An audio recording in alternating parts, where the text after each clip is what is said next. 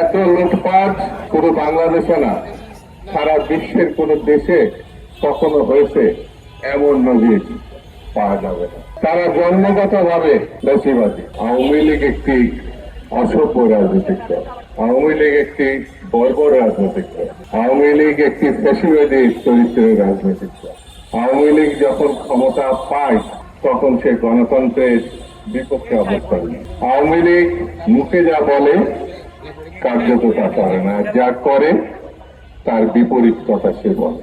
বাংলাদেশের স্বাধীনতার পর আওয়ামী লীগ প্রথম এই দেশে হত্যা, সন্ত্রাস, অপহরণ, গুম এই রাজনীতিটা তারা চালু করেছে। তারা রক্ষী বাহিনী বানিয়ে 40,000 শেখ মুজিবের জামানায় 40,000 বিরোধী দলের নেতা কর্মী নিহত হয়েছে। শেখ মুজিব এই দেশের দুর্ভিক্ষের সৃষ্টির মধ্য দিয়ে লক্ষ লক্ষ মানুষকে হত্যা করে। শেখ মুজিব বাকশাল করেছিল, সকল রাজনৈতিক দলকে নিষিদ্ধ করে এক বলেও রাজনীতি শুরু করেছে।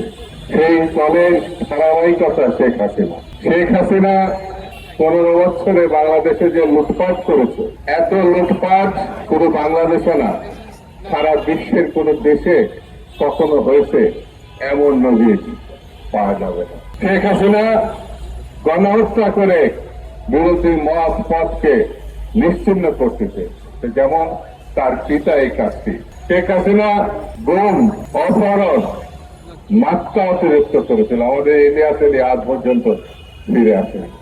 আমাদের কমিশনার চৌধুরী আলম আজ পর্যন্ত ফিরে আসে। শেখ হাসিনা কত ভয়ঙ্কর দেখুন, আয়নাঘর বানিয়েছে। এই যুগে সভ্যতার বিপরীত যে বর্বরতা, সেটা হচ্ছে আয়নাঘর। সেই আয়নাঘরের মধ্য দিয়ে পতিত দশা মানুষজনকে সেখানে ধরে নিয়ে হত্যা করা হয়েছে, আর না হলে বছরের পর বছর আটকে রাখা হয়েছে। সেই জন্য এই দলটি কখনোই মানবতার পক্ষে ছিল না, কখনোই গণতন্ত্রের পক্ষে ছিল না। তারা জন্মগত ভাবে দেশিবাদী।